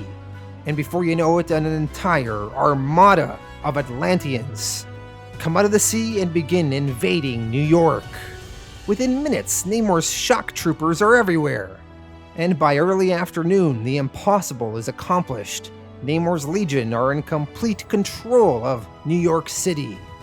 Namor's main objective, however, was the destruction of the Fantastic Four. Namor had his soldiers encase the Baxter Building in liquid cement, with the intention of trapping the FF inside. Luckily though, Johnny Storm was able to flame on and burn through that liquid cement before it hardened. The Fantastic Four fight through some of Namor's soldiers, and when they have one of them captive, they notice that the Atlantean soldiers are all wearing special suits, and their helmets are filled with water. Reed Richards comes to the conclusion that Namor himself is the only Atlantean who can breathe in both air and water. Namor's people cannot live in their atmosphere for more than a short time without finding water. So, all the FF needs to do is find a way to evaporate the life-giving water from the Atlanteans' helmets. So Reed Richards then begins the construction of a ridiculous machine that will do just this feat. Meanwhile, Namor over at Central Park is speaking to the crowd, and a film crew is filming him. Namor says to the crowd, "Effective immediately, I proclaim the city under martial law. If all orders are obeyed, none will be harmed, but any disobedience or defiance will be met with instant, uncompromising retaliation. So be it." The military figures in Washington, D.C. are debating what they should do about New York. Sure, they could send the military in and win back the city with their atomic muscle, but there are too many innocent lives that may be lost. Reed Richards quickly finishes building his ridiculous machine that will evaporate all the water from the Atlanteans' helmets. The Fantastic Four trigger the machine, and then all of a sudden, as Namor and his soldiers are driving through the streets, all of a sudden the water in the Atlanteans' helmets is vanishing. So Namor's army quickly has to retreat back into the sea. Namor, finally realizing what has happened, says aloud, "The accursed evaporation ray blanketed the earth. My men retreated from every occupied city. Only Mr. Fantastic could be responsible." Namor, he goes to the Fantastic Four headquarters and he fights them all personally. They trade blows a bit, but their battle ends when Namor grabs Sue Storm and retreats with her, kidnapping her once again. Namor brings Sue Storm to his flagship, where his warlord Krang and his undersea love interest Dorma are as well. Eventually, Reed, Thing, and Johnny make their way over to where Namor is. So Namor, he leaves the flagship and fights them above the surface of the water. Namor's fighting with the FF goes on for a while. Meanwhile, inside the flagship, Sue Storm is trying to talk the others down. She talks to Warlord Krang and says, "Krang, you must stop them. If you don't, sooner or later, one of them will be injured, or worse." Krang is puzzled by Sue. He says, "Strange, though you are human, you sound as concerned for Namor's safety as for that of your own kind." Sue to this says, "Of course I'm concerned about Namor. He isn't bad. He's fighting for what he believes in, the same as we humans are." Krang to this says, "I begin to suspect now there was a bond between you and Prince Namor. You are not a chance prisoner whom he has captured." Dorma, who's romantically into Namor, says, "No, it's impossible. Namor could never love a human. He is a prince of Atlantis, and I am to be his princess. You shall not come between us, surface girl. I'll destroy you first." Krang attempts to stop Dorma from fighting Sue. He says, "Dorma, wait, don't you see what this means? If Namor loves this human, then you are free to be mine." Dorma, she doesn't care though, she wants Namor. Dorma breaks the glass window on their undersea ship, and it begins flooding with water. Sue Storm will soon drown if she doesn't get to the surface. Sue desperately attempts to swim away, but she will not be able to make it on her own. Meanwhile, on the surface of the water, Namor and the Thing are trading blows. Eventually, their fighting pulls them under the water, and that is when Namor detects that Sue is in danger. Namor quickly swims down and retrieves Sue, and then swims her up to the surface to the rest of the FF. Sue is near death, though, from almost drowning. She needs to be taken to a hospital, but they are in the middle of the sea. Getting to the nearby hospital will take a long time. Namor believes that his flagship is the only vehicle capable of getting Sue there in time. Namor, he swims back down to the sea where his ship is. The hole in the window has been repaired. Namor, he demands the rest of the crew, including Dorma and Krang, leave the ship. He doesn't want any more weight than is absolutely necessary, slowing them down. Dorma and Krang, though, are outraged, but Namor explains the Surface Girl is dying, and he must get her to a hospital within minutes, and they have no more time for talk. Krang, outraged, says, "The Surface Girl? You order us out of the Imperial craft in order to save an enemy?" Dorma, she adds, "I knew it! You are in love with her, she has bewitched you, but not even a prince of the blood may betray his people like this." Namor responds, "Silence, Dorma. I claim Imperial privilege, as is my right." So Namor, he takes the craft for himself, then he grabs Sue Storm, and he quickly pilots the ship back to New York and then he takes Sue to a hospital. Several hours later, Reed Richards, Johnny, and the Thing finally manage to make it to that hospital where Sue was taken to. And luckily, Sue has survived. And Namor, he returned back to the sea, and he swam back to New Atlantis. And then when he arrived there, he found that no guards were there to salute him, and there were no crowds, nothing but silence and desolation. And there in the gloom, he seemed to hear the mocking voices of his people saying, "You have betrayed us, Namor, and so we have fled from you, for we belong to the endless sea, while you have left your heart on the surface of Earth." Namor, alone there in Atlantis, thought to himself, "Am I to be a king without a kingdom, a man without a home, more than a sea creature yet less than human? Is there never to be a place for me, on the surface or in the sea?" Our next short storyline in this annual is called The Fabulous Fantastic Four Meet Spider-Man. Peter Parker, as Spider-Man, arrives at the Fantastic Four headquarters. He breaks in thinking it will impress the Fantastic Four. Once in the FF headquarters, through a series of misunderstandings, Spider-Man ends up battling with the Fantastic Four. Finally, though, Reed Richards just asks Spider-Man, "Okay, that's it. No more fun and games, fella. Someone might get hurt. Now, why don't you tell us what you're here for?" Spider-Man answers, "It's about time someone asked me. I want to join the Fantastic Four, so I thought I'd give you a demonstration of what I can do. So now let's get down to business. How much does the job pay? I figure I'm worth your top salary."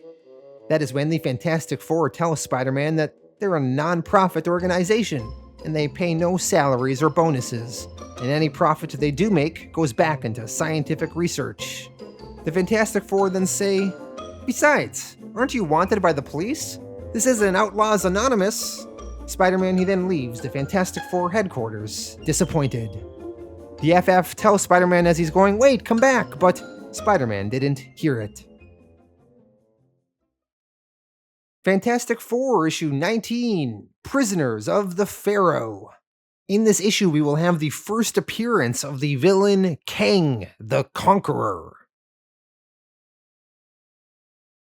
Reed Richards and Sue Storm were at the Museum of Natural History, and they were studying in the Egyptian section, where Reed Richards learned of a supposed radioactive herb that the Egyptians used, which returned a blind pharaoh's sight to him. So Reed Richards gets a crazy idea. He immediately calls a team meeting, and he has the Thing bring Alicia Masters with him. Alicia Masters is blind, but Reed Richards theorizes that the Egyptians found a cure for blindness in these rare herbs. And way back in issue 5, Dr. Doom created a time machine and he sent them back in time. So what if that time machine was still there? He suggests they go and look for it and then travel back in time and find a cure to solve Alicia's blindness. By the way, it's pretty funny that they defeated Dr. Doom and were like, "Yeah, let's just leave the time machine here and never think of it again until now." So they travel to Dr. Doom's castle base, and luckily enough, the time machine is still there, just waiting to be used. Alicia, she's gonna stay behind and trigger the machine to bring them back to the current day later on. But the rest of the Fantastic Four get on the time machine pad and they travel back to Egyptian times. Once they arrive, they quickly get shot by something called an ultra-diode ray, which zaps their powers. So after quickly losing their powers, they get attacked by a whole bunch of Egyptian soldiers and kidnapped and brought to their master. The Fantastic Four are then situated in front of the pharaoh of this land. The pharaoh introduces himself as Rama-Tut, King of Kings, Master of Men, Lord of the Seven Suns. Now in this issue, this character is going by the name Rama-Tut, but that is only one of his aliases.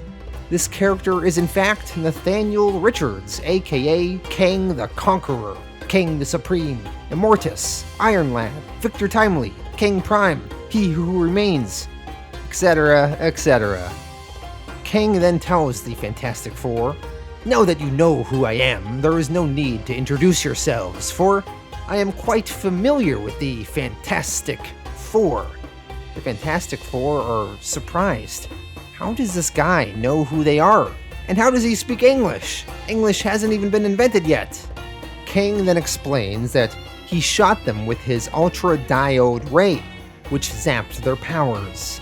This ray was invented in the year 3000, 1,000 years further in the future than the Fantastic Four's own century. Reed exclaims, then you are a time traveler." Kang answers, "Yes, I come from the year 3000, the glorious age of enlightenment, the century of peace and progress, the ultimate in civilization and culture, and I hated it." Kang would watch ancient films presented by their historical society, and that is how he learned of the existence of the Fantastic Four. Then one day, while visiting the ruins of an amazing ancestor of his, he came upon what was left of his greatest invention, a time machine. Kang devoted years to building that time machine from his ancestors' plans. But knowing the superstitious beliefs of the people in bygone days, he shaped it to form a sphinx, which would be an idol in Egyptian times.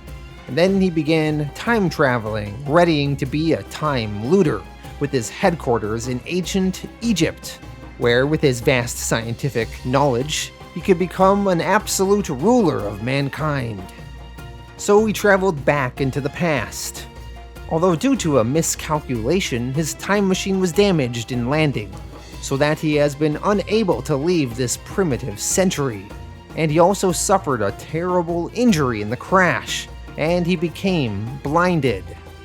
Even though he was blinded though, he had some guns and other weapons, and he quickly dazed all the natives and made them his slaves.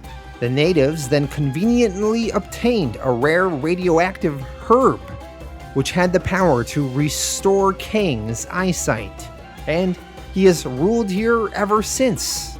The legend of an Egyptian pharaoh being blinded and then regaining his sight is what Reed Richards saw in the museum with Sue Storm earlier this issue.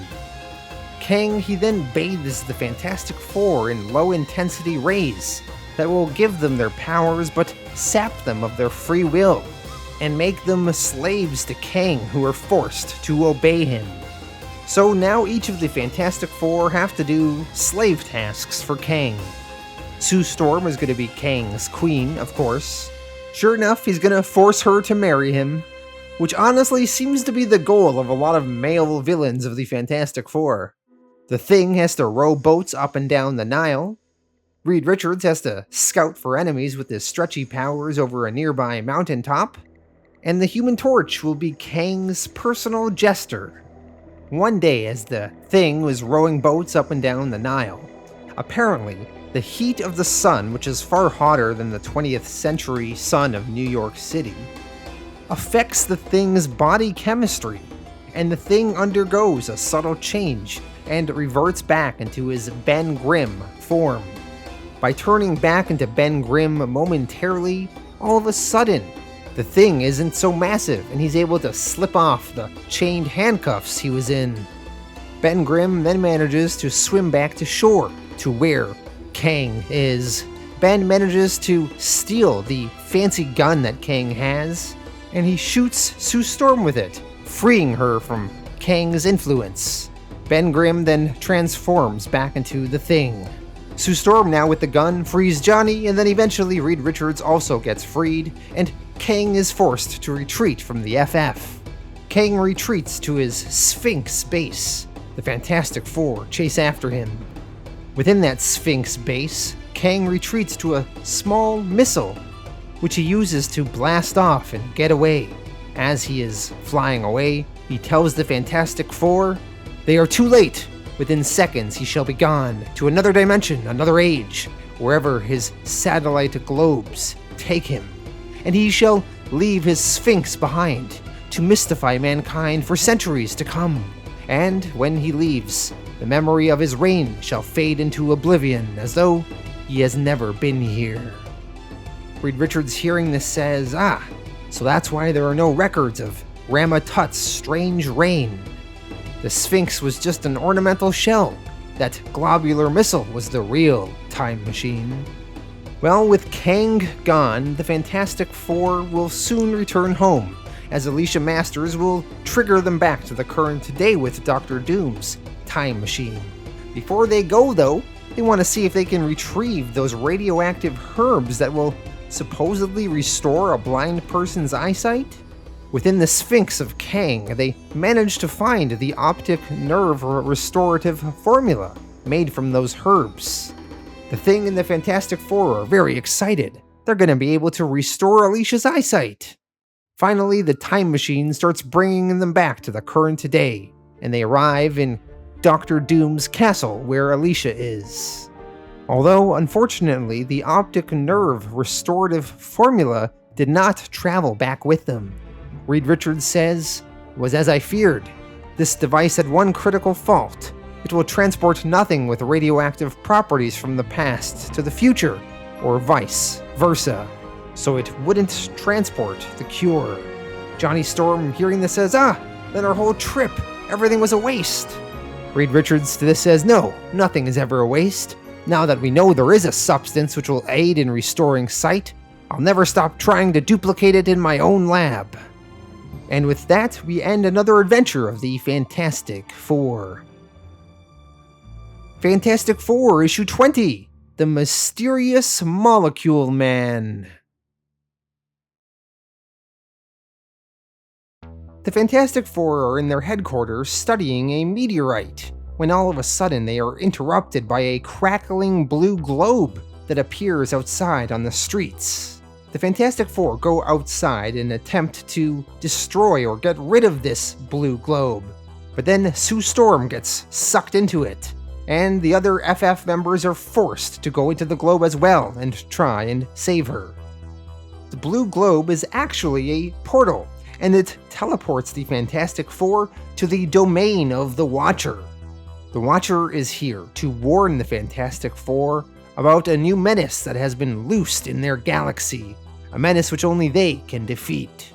The Watcher tells them, "As you know, we Watchers are forbidden to interfere with people of other planets, but so grave is this danger that it might even destroy my own race. For as long as this creature exists, the universe is in peril." A recurring theme of the Watcher in Marvel Comics is that they constantly say they are forbidden to interfere, but yet they are constantly interfering. The Watcher then tells them of the potential galaxy-destroying threat, a man known as the Molecule Man. The Molecule Man, A.K.A. Owen Reese, was a lowly worker at a company called Acme Atomics Corp. At his work, he was in some sort of accident which bombarded him with atomic energy, giving him the power to affect the very molecules of the universe. The Molecule Man, once he was given these powers, quickly used them to rain terror on all. Reed Richards understands the grave implications of this man's powers. If a man can control molecules, then he can control anything. The Watcher tells Reed exactly, which is why the Molecule Man must be stopped. He could wipe out an entire solar system if he so desired. "I can say no more. Already I have overstepped my time in this imperial sphere. I am powerless to act. My function is only to watch. And now, the rest is up to you. With that, I return you to your own dimension." The Fantastic Four are teleported back to Earth, to New York City, and they quickly go to work to fight the Molecule Man. As they attempt to take the Molecule Man down, he is just too powerful, and the Fantastic Four are forced to retreat. They retreat back to Alicia Masters' home, and there Reed Richards gets an idea. The Molecule Man can't control organic molecules. So Reed gets Alicia to cover all of them in a thin layer of plaster that she normally uses to do the statues that she sculpts. And then he wants her to call the Molecule Man to her home. Alicia does this by using the Fantastic Four signal flare. The Molecule Man soon arrives. With his powers, he attempts to change the statues. as he assumed the statues were made of inorganic molecules, but since the FF was secretly inside, the feedback force of trying to control them was too powerful for him to endure, and the Molecule Man fell to the floor, dropping his power wand in the process. Reed quickly grabs the power wand away from the Molecule Man, and then the Watcher arrives. And in the blue teleportation globe, he sucks the Molecule Man inside and brings him to a pocket dimension to trap him in. The Watcher then bids the Fantastic Four farewell, and he says that their planet should indeed be proud of them. Thus ending another Fantastic Four adventure, and the final issue in this volume.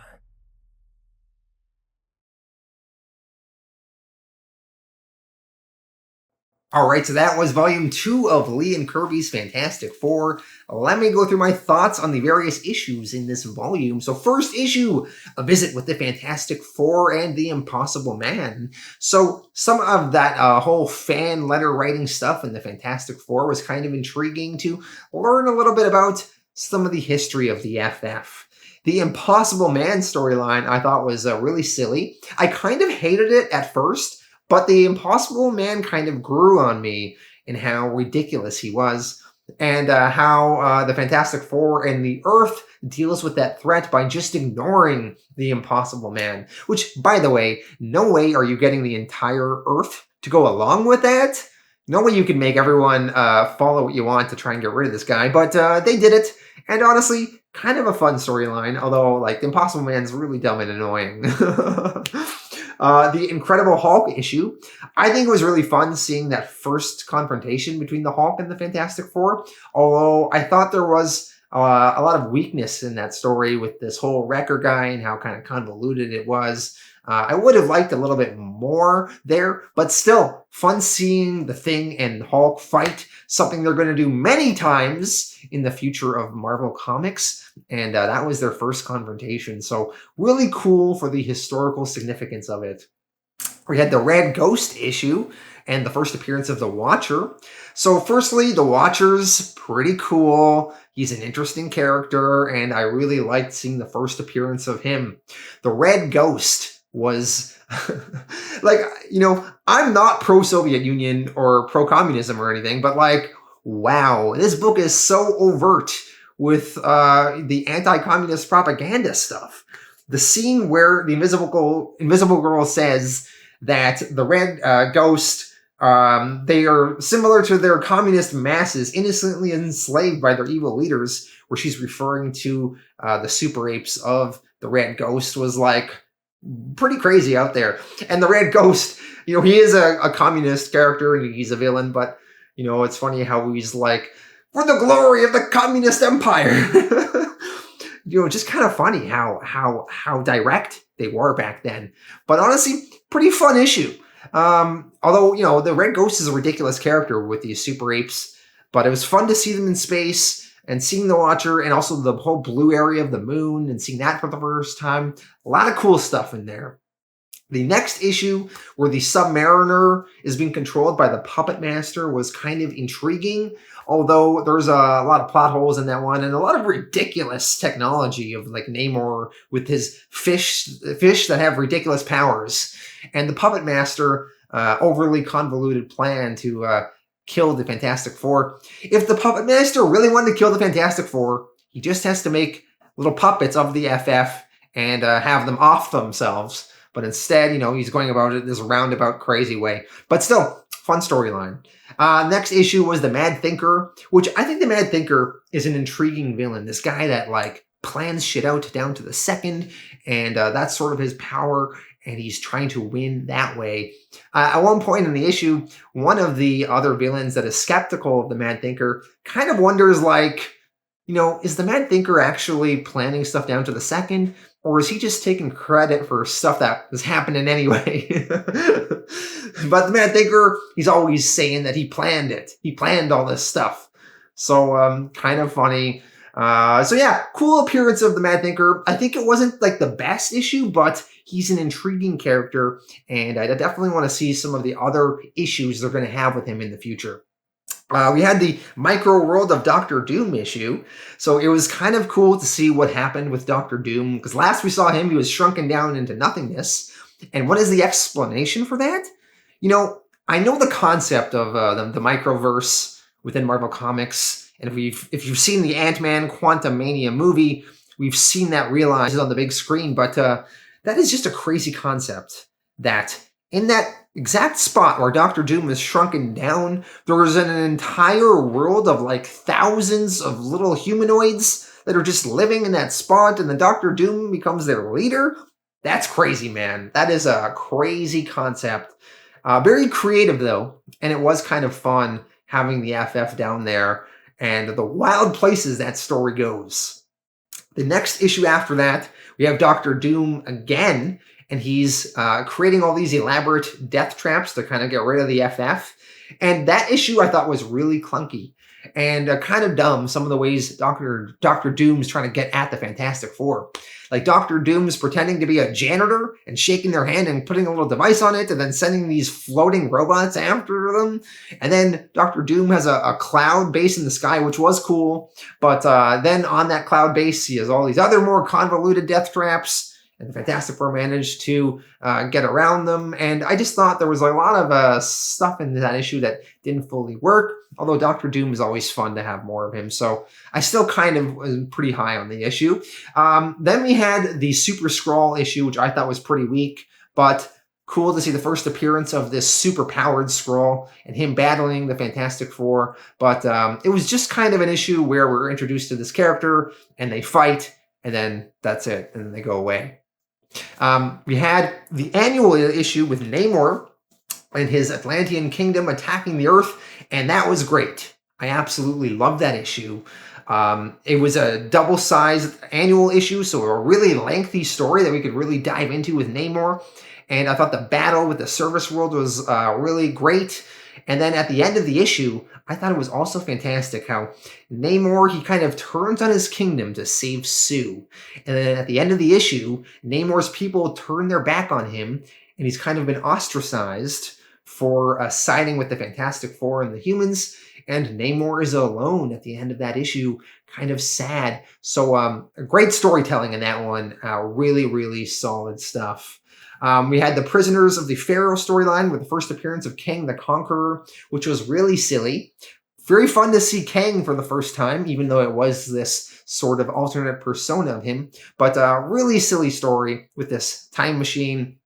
And the very kind of weird side plot where this Pharaoh was cured of his blindness, and that was just Kang, he crash landed in his crazy-ass spaceship. And oh no, he got blinded from that, but then a few minutes later they gave him the herb and it cleared his blindness and he was fine. And that was the explanation for that herb, why the FF went back there, because for like a minute he was blind. It's kind of dumb. But I mean, you know, it was a crazy adventure and kind of amusing, although I have some problems with that storyline, but still kind of cool to see Kang for the first time.